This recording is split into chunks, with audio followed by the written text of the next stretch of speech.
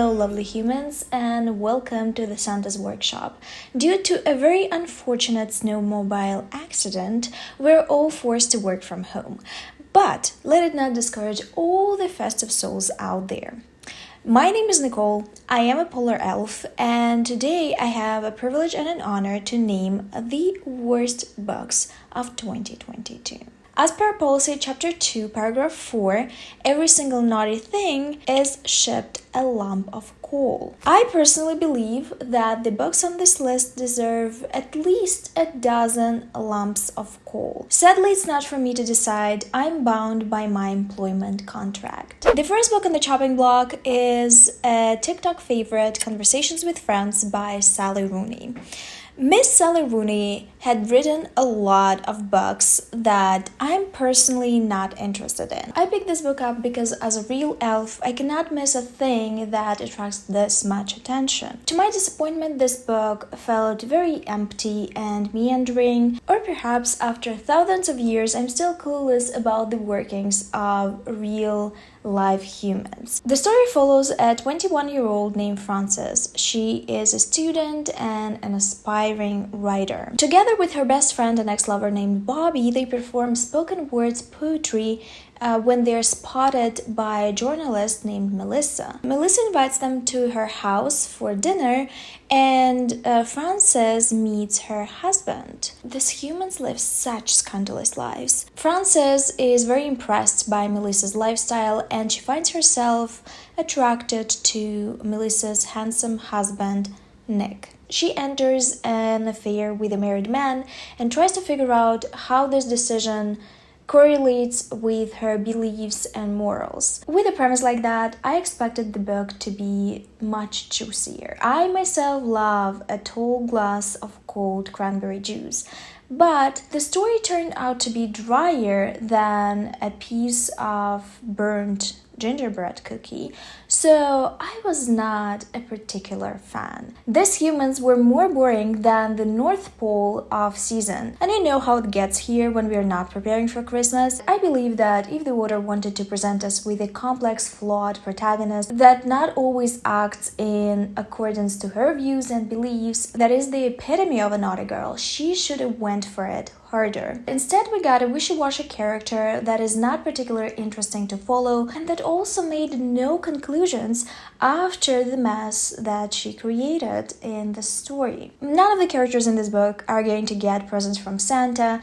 and I don't think that that was the point of it. But I wish it had a more satisfactory ending because neither of the characters learned anything and they didn't get worse by the end of the story either. I did not like this book, and I told Santa to not put it into the gift bags. The next disappointing book on my list is Ace of Spades by Faridah Àbíké-Íyímídé, and I know that a lot of humans really loved it, but I, for the life of me, could not understand why. This was pitched to me as a Gossip Girl mixed with Get Out, whatever those two things mean, and it was supposed to be a dark academia young adult thriller, which is a very interesting idea. I wish it was better executed. Back at the factory, we check every single gift that humans are going to receive during the holiday season, and sometimes the packaging is perfect, but the gift itself had broken inside the box. So we pick up every box and we gently shake it to make sure that the gift itself reflects the beauty of the packaging. And I believe we have a similar issue here.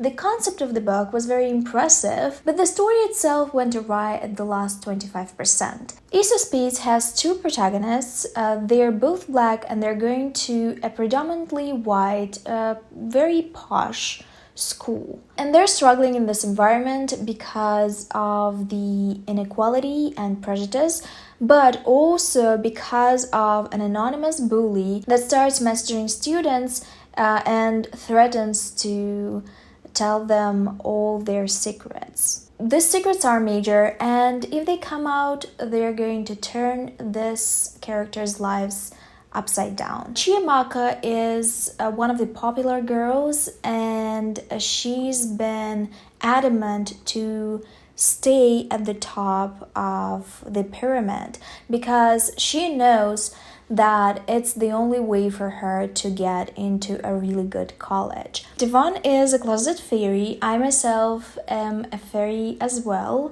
though I don't really like closets. And he is dating a powder dealer on the down low. So he is scared of being outed, and with every single text message, it seems like the stakes are growing. This is a very devastating situation, and I really felt for these characters, especially for Devon. But I gotta say that while I've gotten a lot of emotional depth from Devon, I have not felt the same about 𝕊𝕆𝕀𝔸𝕃. And also the atmosphere of the book itself has not felt like a dark academia atmosphere. It mostly felt like a general young adult thriller type of atmosphere. I personally would have compared this book to Pretty Little Liars. I have watched the show actually because watching shows about naughty little girls is my job. I think the most disappointing thing about this book for me is that it had a lot of potential and it could have told a very powerful story, but at the end it downgraded to cartoonish villains,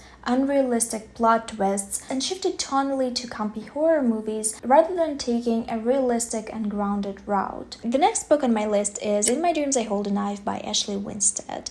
This is an adult thriller about a group of friends from college that experienced something horrific back in the day. One of their friends died and they don't really know who is at fault. The murder remained unsolved. 10 years later, they meet at a graduation event and they are spilling their secrets. By the way, if you sometimes hear weird beeping noises outside the window, don't worry.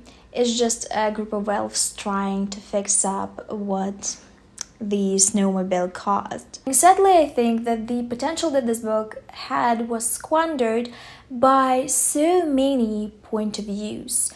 I didn't really need all of them, and the book itself was very formulaic. Every single character in it was telling their dark secret one after another, and this secret revealed that essentially this person is not at fault and they were not a murderer. So by the end you knew that the person that is going to be lost is gonna be the murderer. Not only I was mixing up characters because there are just far too many of them. And trust me when I tell you that I have a very good memory for names and faces. There are so many elves working at the factory and I know every single one of them. But somehow this book managed to confuse me. To be very honest with you, because every good girl has to be honest, there are only two characters that are worth your time in this book. One of them is the main protagonist, or so I call her. She is a very interesting, covert naughty girl. You wouldn't know that she's bad until you dived into her head, and it's not her fault completely that she's jealous of other people. It's how she was raised. Sometimes we come from families that do not appreciate us. I think her point of view was very interesting to read from. She had a very clear motivation, and there was this other character. I don't want to spoil the book for you if you decide to punish yourself and pick it up. There was another character that I found very interesting because their outward behavior did not reflect their inner thoughts. Now, I would have skipped this book because at worst it's mediocre, but since there was so much hype around it, I just wanted to offer you a different point of view on it. Another book that I expected to love also made it on the list. Can you hear that? They're really doing a good job. Devon and Kris Plan a Wedding by Chencia Higgins is an FF reality TV show romance. Kris is an influencer. We have one of those at our factory. She can influence the wind. And she is a fitness guru. She is struggling with dating because people first and foremost perceive her as a public figure and want to leech on her popularity. So she decides to find a connection with someone in a very untraditional way and goes to a dating reality TV show. Also, if you hear the sounds of the fridge, it's for the deers. They really like to be cold. The other character, Devon, is in the closet. A lot of closets in this video. Anyway, Devon is trying to get out of her shell, so she decides to participate in the show as well and kill two birds with the same stone. It's a perfect opportunity to come out to her relatives and to also win some money, because if the couple will convince their relatives by the end of the show that they are getting married for real, they will get a very significant prize. So they both go on the show, they immediately realize that they have a lot of chemistry together, and the producers pair them up because they also catch that. The interesting twist here is that if the couple decides to get married either way, at the end of the show, they will not get the money. Their prize would be their love for each other. Well, there were quite a few heartwarming and sweet scenes with families, and the order definitely tried to highlight how important the familiar relationships are for most humans. It's also incredibly low conflict, and romances cannot be low conflict, because behind every single epic love story is a big conflict that doesn't allow them to be together. Gnomeo and Juliet, The Little Mermaid and Prince Eric, Beauty and the Beast. There should be something that doesn't allow these creatures to be together. The author decided to dissolve every single possible conflict before it became a conflict, so it was a very tedious read. And I personally really didn't like Devon either, because she was very paranoid and was making up things on the spot to be mad about. Her attitude was never challenged in the book either, and the whole time I was feeling like I was being gaslighted, because not only her actions were not challenged, they were also encouraged by people that were supposed to be good characters. She was always encouraged by Kris, her love interest, to do the most stupid things, and I think that our partner should elevate us and make us better. In this case, I think it didn't happen. This book was very disappointing for me, because I like reality TV shows. I like seeing what humans do on a daily basis. But I think that sadly the author inserted too much of herself into Devon. I could see that some of the issues that Devon had with other people were personal, and she was trying to hype herself up by inventing other characters that are going to be Devon yes people. She never got a no, and when she got a no in this book, she got a no from people that we were supposed to dislike. That was definitely not my favorite romance of the year, though I have read quite a few that I loved, and you are going to see it because, to my surprise, I am responsible for it this year too. What a lucky coincidence. The absolute worst of the year, the book that I had to DNF halfway through, is Youngblood by Sasha Lawrence. I was reading it with a couple of friends, and it was its only salvation, because otherwise I would have stopped after the first 2 chapters. This was simply not a good book. I can't believe that it was picked up, professionally edited and published. The premise of Youngblood had all the possible buzzwords you could imagine. All the things that seem to be very popular right now are in this book, and the more I think about it, the more I'm convinced that this book was written specifically, or rather some elements of this book were included specifically to attract an agent, a publisher. I don't believe that much thought went into it. It reads like an artificial intelligence, I've heard people have those, was fed hours and hours of Twitter feeds, and now to generate a book it believed is going to be popular with the kids. It's almost satire. The story is about a girl named Kat. She is a young vampire.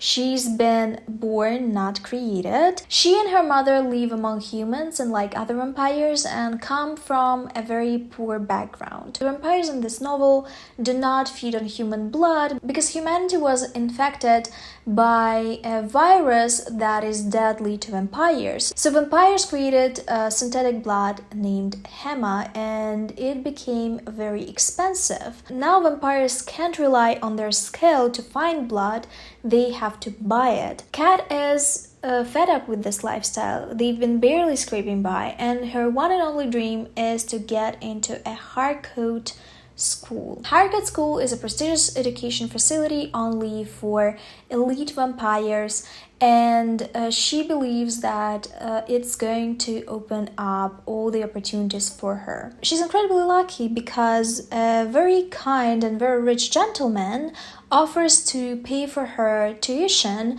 and she indeed goes to the Harcourt School. When she's finally introduced to the ugly face of vampire society. We're going to start with the world building, or the lack of thereof. In this world, the vampires represent nothing. Usually in classic vampire tales, vampires are symbols of something, and they've been symbols of many different things throughout the history of literature. They've represented queerness, they've represented the fear of female autonomy, they've represented so many things, but in this book they represent nothing. This author definitely struggles with what makes vampire books compelling. Take all the things that you love about vampire lore and throw it into the trash, because this book doesn't know about any of these things. This author definitely doesn't know, and she was not doing her research. What Sasha Lawrence did is she took vampire society and vampire as a creature and stamped it upon a very grotesque representation of US society. The protagonist is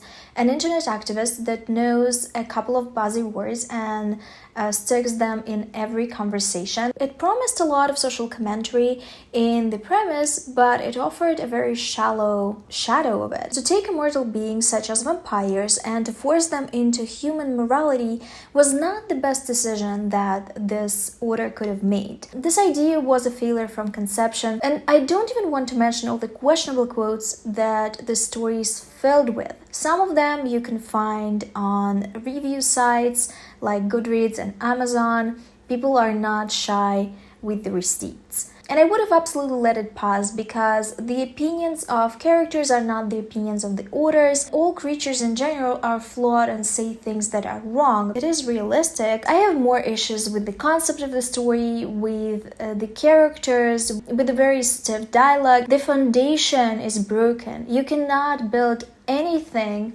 on a broken foundation. I was reading this book with a couple of friends. We have an unofficial book club, and it was a delightful experience because we've had a lot of thoughts and we've been in very heated conversations about it. My friend Ingrid kindly allowed me to include a few of their audios into this video, and I think you need to hear that because they succinctly explained why I hated this book with a fiery passion. If being a vampire is in any way, I'm really hoping not, a metaphor for being gay, and feeding represents sex, and the peril, it's just AIDS.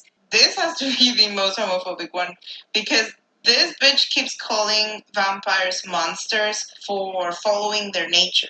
I just have a huge conflict with the protagonist because she spends half the fucking book tripping over herself to try and belong to vampires and to be a part of something and to find her roots because she's always felt so lost, and gets to know vampires, and she is a vampire, and she's so disgusted to her core about everything that means being a vampire, and she's horrified that not everybody is as disgusted about their nature as she is. There's this whole thing about respectability, if we didn't feed on humans, maybe we could integrate with them. We know that humans are fucking famous for destroying anything that is vaguely different or threatening to them.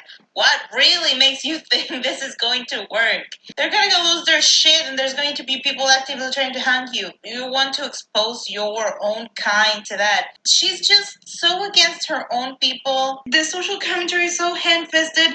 It's not even well done, it's just cringy. If she's talking about privilege and money, then she's like a hypocrite for signing up to a school that offers exactly all of that and enjoying the privileges. And whatever nuance that she could have brought to the table and all the topics that could have been discussed in relation to vampires representing the past and Youngbloods representing the future, and like the huge generational gap with like Gen Z and boomers, I don't know, I guess. That discussion that could have been important is completely lost with how judgy, preachy, and hypocritical the main character is. I have the sensation that this was just a story about a low-income girl that goes to an Ivy League school or something, and the author was just like, this is maybe a little bit boring, so I'm gonna make them vampires, but not really. Every obstacle that she put for vampires is just to reduce vampires to being simple teenagers. You can't enjoy like the aspects of being vampires because there's really nothing to it. They bleed, they get cuts, they get cold, they get hangovers, they get drunk. So they're just kids. If you want to be extremely frustrated this holiday season, please pick this book up. I personally really like vampires. One of my neighbors is a vampire. He is a very polite gentleman of 300 years, and I think that I'm not going to give this book to him because he's going to be devastated. I'm happy to inform you that this is the end of the naughty list. If you have any other naughty books that you want to mention, please mention them in the comments down below. If you did not like the job that I've done here today, you can send a letter with your suggestions and questions to our customer support department at the North Pole, Tinsel Street, building number 24. If you appreciated the job that I've done here today, leave a heart emoji in your favorite color in the comment section and like this video. Thank you for being here with me today and watching this video. I wish you very happy holidays and a happy new year.